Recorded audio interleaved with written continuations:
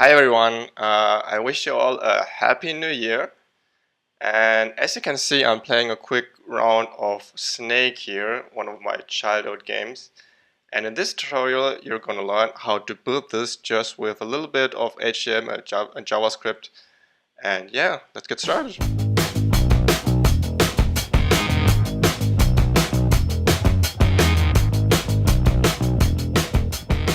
Alright, so the first thing we're going to need is a little bit of boilerplate JavaScript code.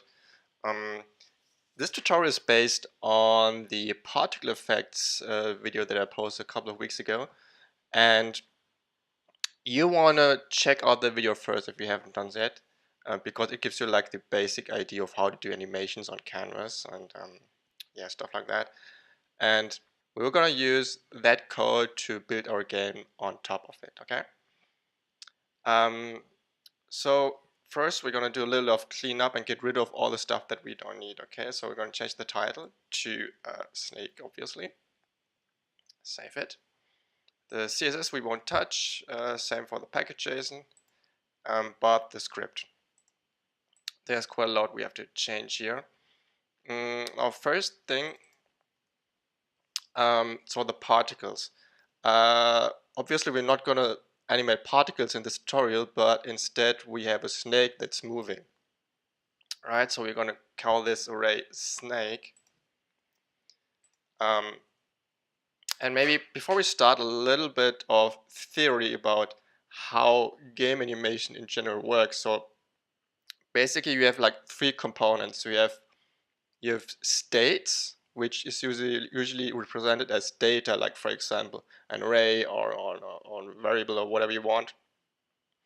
And this will represent what's going on in the game right now, like how long is your snake, or I don't know, if you're programming a shooter, like how much ammo do you have and what's your health and stuff like that. And then there's the renderer. Now the renderer takes your data or your state and transforms it into something that you can actually see on your canvas. And the third part is input. So input controls modify your data, okay? And these three parts are actually very independent from each other. Like it's not like the renderer is waiting for any input commands or whatever. It just keeps animating the data, and the faster it can do it, the smoother the animation will be, which is also usually called this whole FPS, frames per second thing. And yeah, and that's what we're going to do. So basically, in our code, we will keep our draw function, as you might remember. So the draw function is called by window.requestAnimationFrame, which will make sure to maintain a really high frame rate. Obviously we don't have a particle, so we're going to remove this. We don't want to push any particles, so remove this too. We don't need this, so remove it. Alright, so this we're going to keep because it's going to reset the canvas every time a redraw occurs. And we have this for loop. I think we can keep that for the moment. I thought we were going to change it a little bit later. Alright, so back to our state. So let's say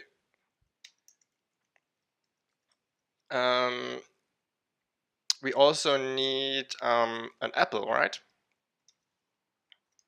So the apple, for those of you who don't know Snake, the whole point of the game is to go around with your snake on the screen, and you're gonna eat an apple, and every time you eat the apple, the snake gets a little longer. Okay, and also in this version of our game that we're going to code, the speed of the snake is going to go faster. And once you hit yourself, like for example, if the head of the snake hits your tail, then the game is over. Okay, and then we're also gonna need a direction. We're gonna start with direction, right? So the snake's gonna start in the top left corner, and then it's gonna start moving to the right. and then also a variable called speed, and we're gonna set it to 200. So let's think about how we want to actually represent our snake. Now the snake is just an array of multiple elements, like small squares, and the first square of our snake is going to be the head, and then we got just going to add more squares to it by the time. So actually, we're going to use this array, and each element of the array is going to represent a square. And all the information that we need for each element is the position of it. So we're going to give it an x-coordinate. I know we started, we need something more, but let's say we start at x and y 0. So this is going to be our head, okay? And by the time the whole thing progresses, we're going to get more elements, right? It's not going to be 0, it's like, I don't know, it's like 10 and 20 and so on, okay? And yeah, so we're going to start with our head. Another thing we're going to need is actually the size of each element. Now, what I like to do is I don't want to keep a static size for each element of the snake, because if you have like a big window and you have like really small elements, it's going to take like forever for the snake to move, and also it's like really hard to read. At the same time, if you're, for example, playing on a really small screen like a smartphone or something, and you have these big squares, it's probably not playable. So we have to define the size of the elements in relation to the screen size. All right, and that's why we're going to need those kind of width and height elements, and we're going to define the size by setting into the canvas divide by 50, and so this might become a float value, so we want to round this, and that's it. Now you might be asking, sorry, canvas dot width. You might be asking why divide it by 50. So to be honest, I just tried it out. Like I've been playing around with it with value. Just keep trying until I get the right size for the snake. And 50 turned out to be just a good value. So now we have a multiplier based on the size of our window. All right, so let's draw our snake. All we have to do is to just get our draw function here and use a for loop. So instead of looping through particles, we're obviously going to use our snakes array. Actually, it's just snake, I think. And we're going to use the letter S here, snake. So S is going to be each element of our snake. We're going to give this a color. So we're just going to use a white color. We're going to fill it with the coordinates of our snake element. And the size is going to be just our size variable. And that's it. I think we can remove this stuff. So let's run this and see what happens. Let me bring up my terminal. You can serve the HTML file just by double-clicking it, or what I'm going to do is I'm going to serve it from an HTTP server. All right, 80. All right, so this has worked. So we can already see the head of the snake. It's white and it seems to have the right size. That's if I made this smaller, you would see that the size of this the snake gets a little smaller. That's because we have the size defined in relation to the window size. So that works as well. So now we have to move it, okay? And the way we do is we're gonna constantly update the state. We're not gonna do any of the moving here in the draw function, because all that the draw function is doing is take the state and render it, okay? And we're going to use a timeout. It's going to be window.set timeout. And we're going to call a function which is called tick, and the speed, which is the variable we've defined up here. This is the one that we use as the timeout value. And here we have our tick function.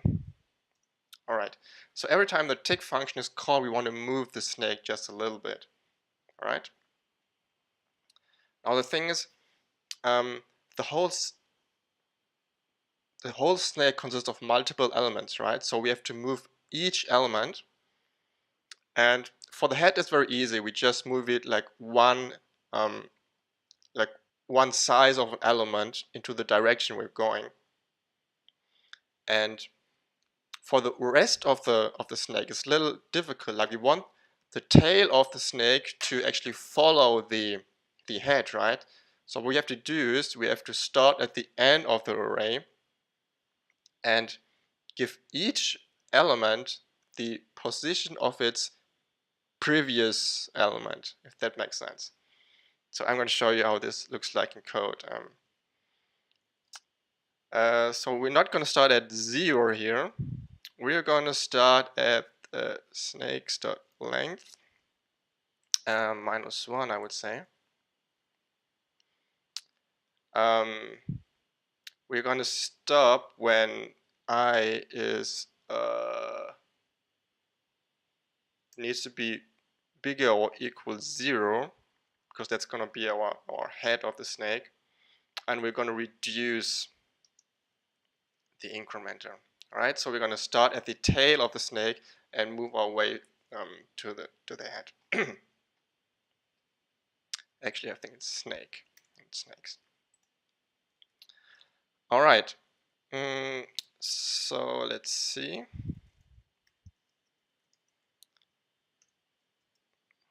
So if the current element is the head, then we're just going to move it into the direction we're going.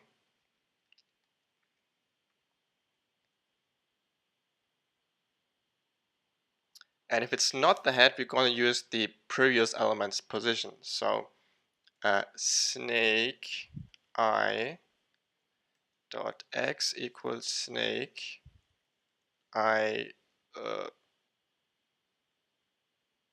-1 dot x. So we're just going to copy the value here. Same for the y value. And if it's the head, we're just going to move it, okay? So for the moment, we're just going to move it into one direction because we don't have a direction set yet. So we're going to do snake I dot x, and we're just going to increase it by the size value, okay? We're going to change this later. Okay, let's see what happens. Okay, so it has moved a little bit. Not sure why it doesn't keep moving. Oh yeah, I forgot to call the timeout function again. So every time the timeout has been called, we have to call it again. So we get a constant animation. All right, there we go. So this is our snake head, which is already moving. Let's see. So we're currently moving it into a kind of diagonal direction, right, which is not correct. So we're gonna have to change this. And we have this direction variable up here. Or is it here? So based on the direction, we have to modify the values of the head. So what I'm going to do is I'm going to use a switch statement, direction, and so let's say it's going to the right direction. So if it's going right, we have to increase the x value by the size. and the value for y is not going to change, right? So we're just going to break here, and I'm going to copy this a couple of times.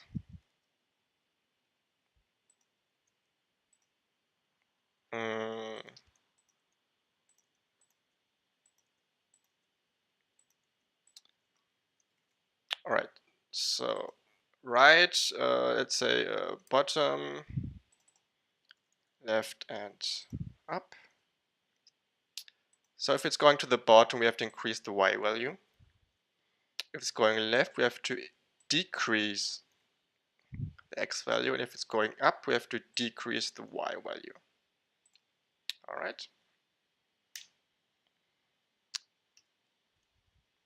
And save it and see what happens. So now it's going to the right, which is correct because we have set the direction to the right.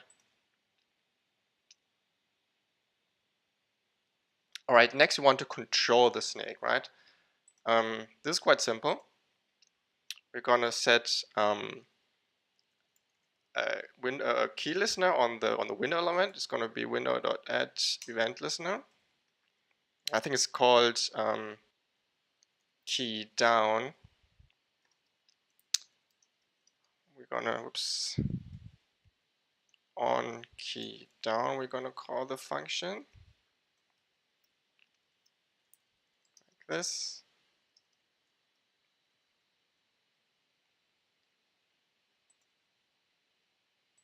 Alright, so what this does is it will give us an event every time where a key has been pressed on your keyboard, and we're going to use the arrow up, down, left, right keys on the keyboard, and we get this by getting e.key.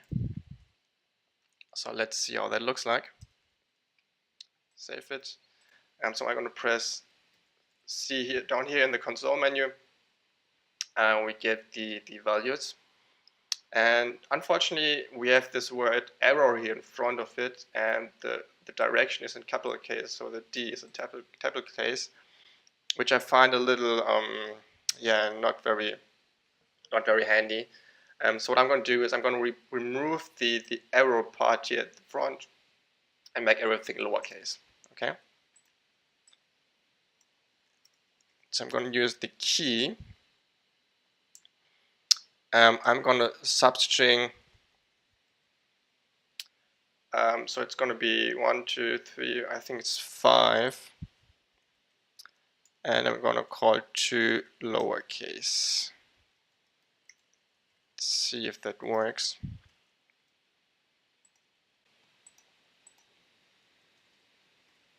Oops, that's not what I wanted. There we go. See, now we have way better wording here. So I'm going to save this to a variable. Actually call this new direction. And we're just going to set our direction to new direction. Okay, so let's see what happens.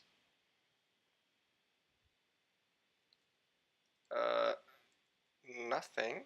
Oh, so left works, right works as well, but oh, I know why.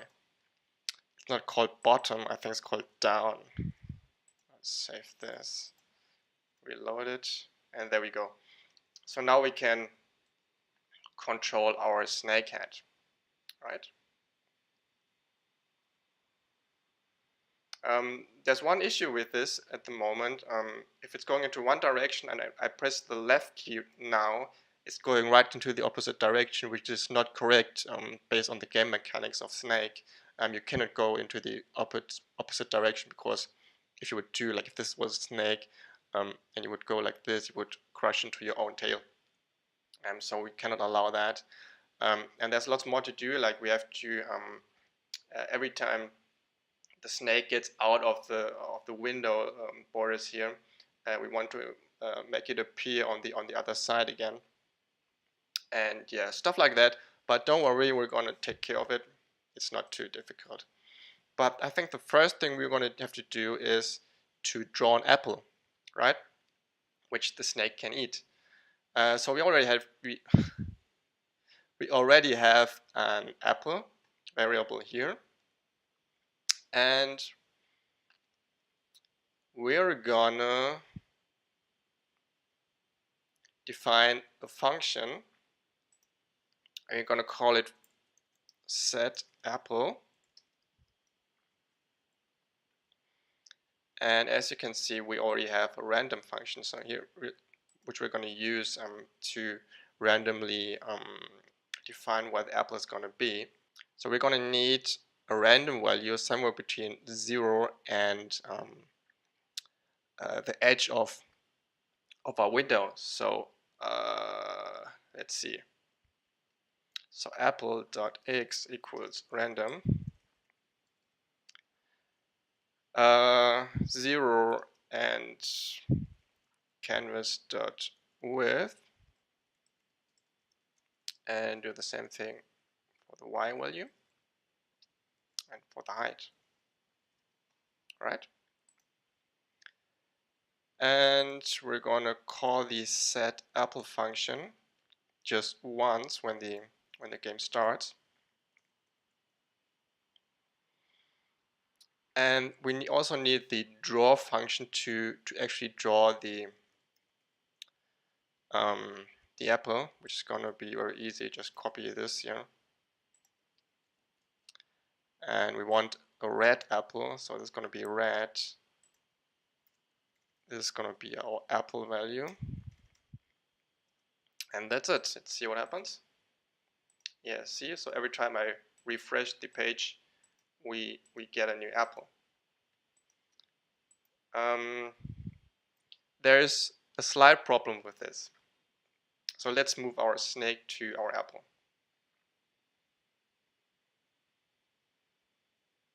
Let's see. So if we move towards the apple, you can see that it's not perfectly aligned, right? If I move it to the right, whoops, like this, see, but it should be perfectly aligned with the other apple. Otherwise, we're going to run into problems with the collision detection. And the reason for this is that we're basically using a very random value somewhere between 0 and the canvas width. And the trick to solve this is make the value that we get divisible by the size of each element. So let's say if the size of each snake element is 5, the coordinate where the apple needs to go needs to be divisible by 5. Okay, and there's actually a trick to this. So so what I'm going to do is I'm going to divide this by the size, the maximum value, and then the result of this we're going to multiply by 5. Okay, not by 5, by the size. And by multiplying this with the size, the benefit of this is actually that whatever you get from this will be divisible by size 100% for sure, because we're multiplying with size. Okay, so this works. So we can tweak this a little bit more. So there's a case where randomly an apple could appear like right at the edge of the screen, and then you wouldn't be able to see it anymore, because it would be basically like the whole body of the apple element would be outside of the screen. And that's why I just decrease this by just the size, like this. So whatever you get from this. And now we have a problem. Let's say the apple would be would spawn at the 0 position, and since we're subtracting the size, it would be outside of the viewport on the left side. We don't want that, so we're going to start with the size. Okay, so basically we're subtracting the size and adding it back here in the position. And one last thing I want to do is whatever I get from here, I want to make sure it's a round value. I'm going to use math.round.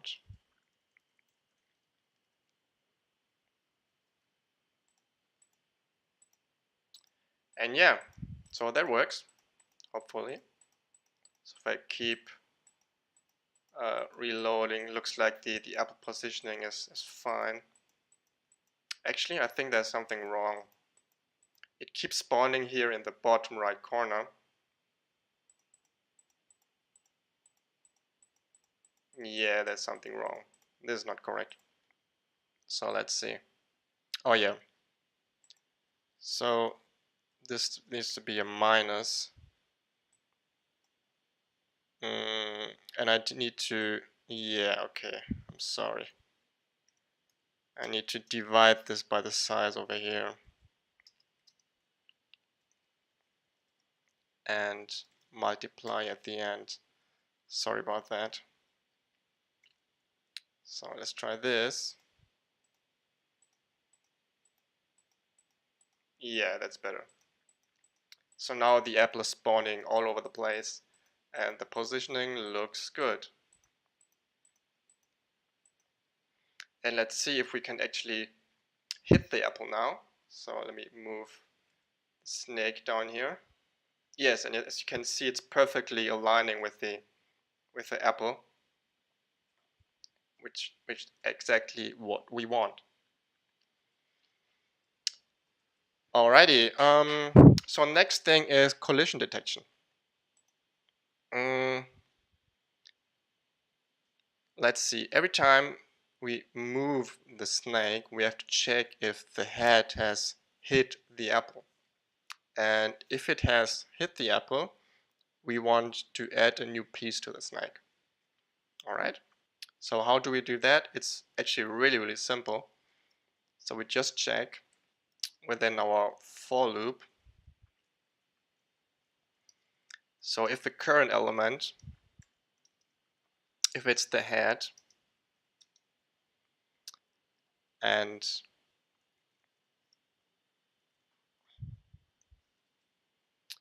the x position equals the x position of the apple, and the y position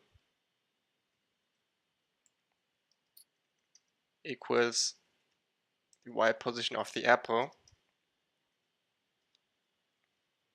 then the head has hit the apple, okay? And in this case, we just add the new element. So we're going to go snake dot push and add a new element. And I think we don't even have to set any values here because the algorithm here at the bottom is going to set the values automatically for the elements. So remember, we're adding a new element to the end of the snake, and every time the snake moves, each element will get the coordinates of the previous element. Right, that's this part of the code. So I'm just going to push an empty object. I think this should work, so let's see. Oh yeah, and also we need to set a new apple. And another thing we want to do is every time we hit an apple, we want to increase the speed a little bit. So I'm gonna multiply this with 0.99. So the speed value on the top here, this one, is going to get a little smaller, so that makes our interval, our timer, which one? This one here. It's going to be, the value is going to be a little slower. That's why the speed increases over time. So let's try. Oh, that's a little far away. Okay. So let's try to hit our apple. Yes, and there we go. Isn't that cool? I love it if this kind of stuff works. So yeah.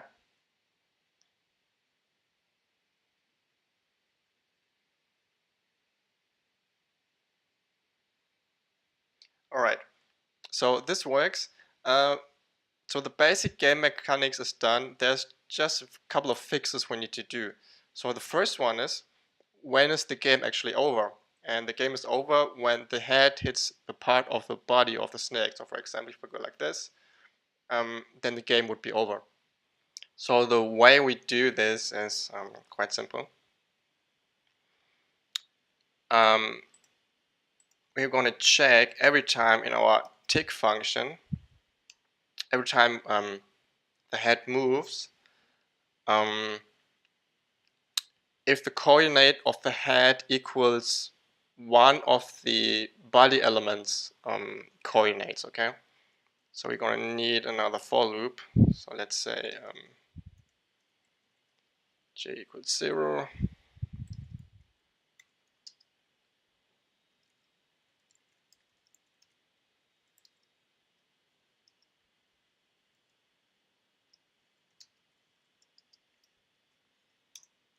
All right. Now, if the snake's head, so it's going to be the first element, dot x equals, oh, sorry, we have to start at 1. Oh, this is a tricky part. Because we don't want to compare the head coordinate with its own head. We want to start with the body. Equals snake j dot x, and same thing for the y coordinate.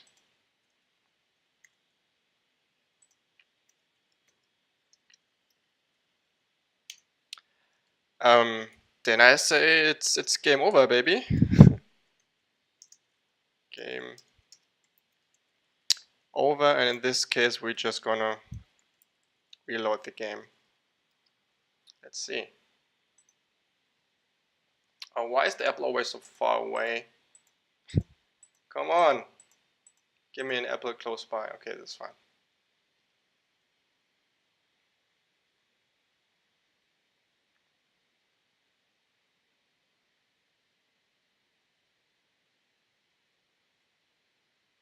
Oh, come on.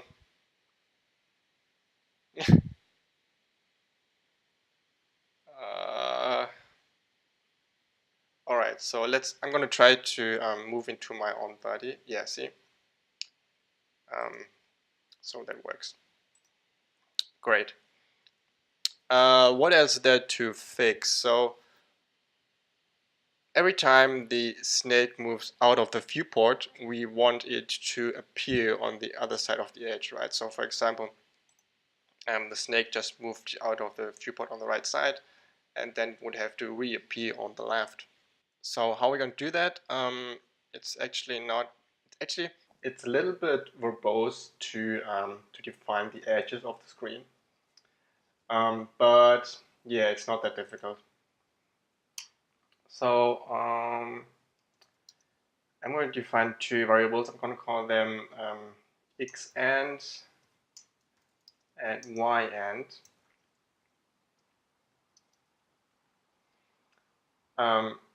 And we're gonna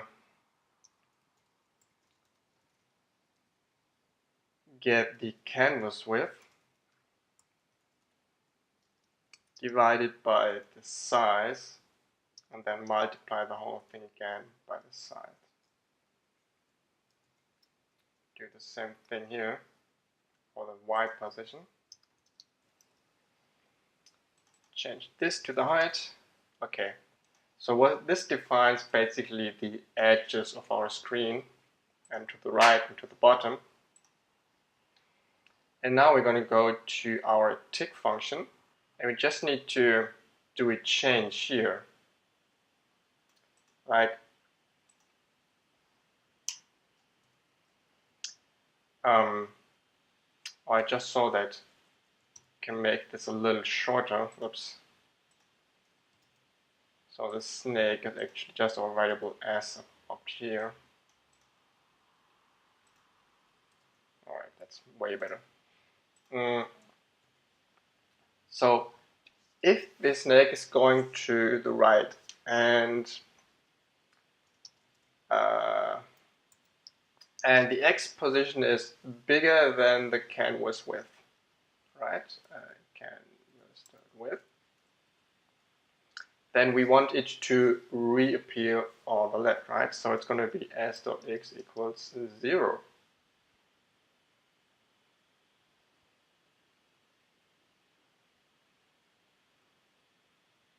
So that was easy.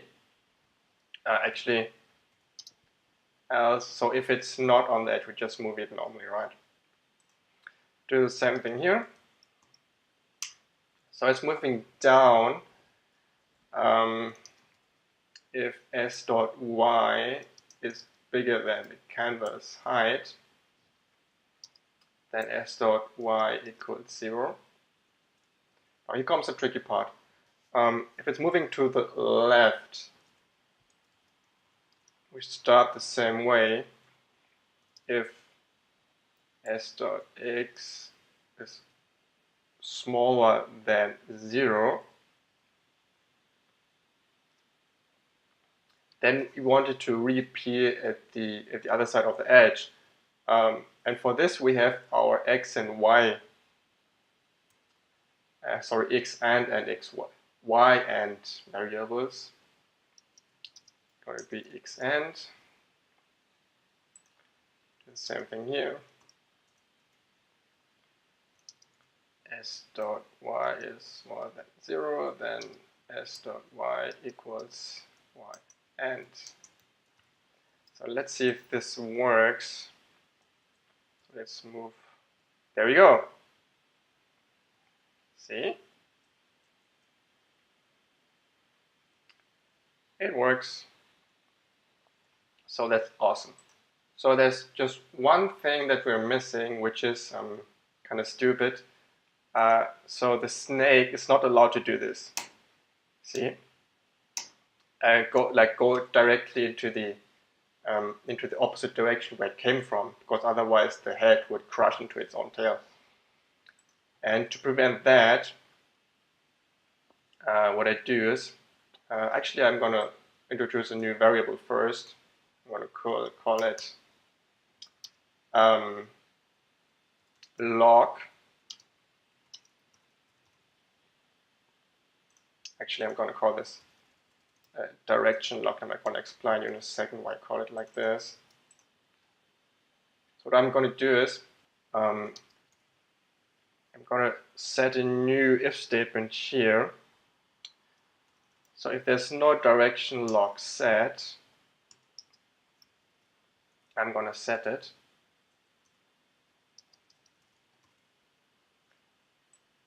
And then just do the repositioning when the key has been pressed. And we have to free the log later. We're going to do this in our tick function. So every time a new tick has occurred, we're going to go direction log equals true, false. Okay. So why am I doing this? The problem is, if you press the one of the arrow keys, or let's say you press two arrow keys really quick, like up and then right, and all this happens within one tick, then this is going to cause like really weird issues when the snake is moving. So we're going to allow only one movement per tick, and that's why we're locking it. Okay. So we're locking once the button has been pressed, and on the next tick we're going to release the top. Okay, and then we're free to accept more directions. So now let's look at this problem with the opposite directions, that the snake shouldn't crash into its own body. So this part is here. Currently we're allowing it to basically go into any direction we want, but actually that's not what we want.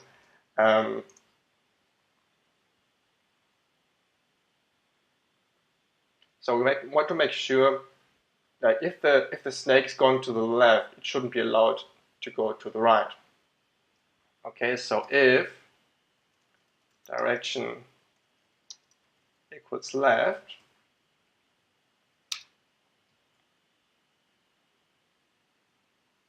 and direction is not right,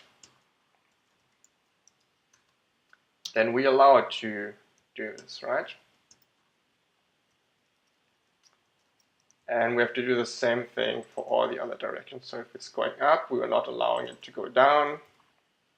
If it's going down, we're not allowing it to go up. If it's going right, we're not allowing it to go left. All right, save it and see what happens. Oh, it's still working. Oh, whoops. So the new direction, this one. Okay, save it. So now I'm pressing the up button and it's not going up, but it keeps going to the right, like this. So I can still move it, but if I press the arrow left button now, it's not going into the directly opposite direction. So let's play the game for a while and see if everything is working fine. So let's get some apples. So what should happen is the snake should get longer, the speed should increase, controls should feel good. So if I get out of the viewport, I should end up on the other side.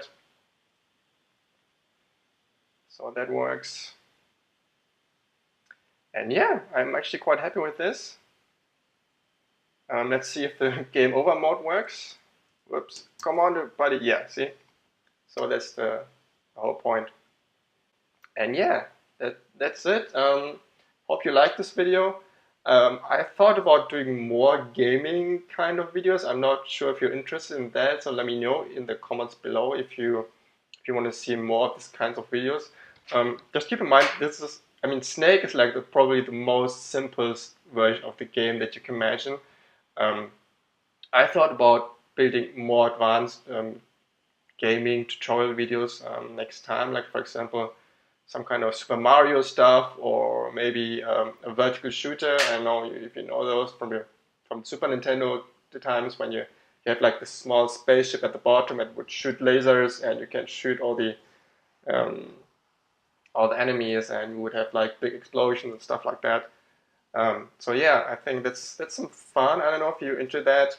Let me know. And yeah, as usual, please don't forget to like this video if it was helpful to you, and subscribe if you haven't yet. And yeah, see you next time. Happy New Year. Bye.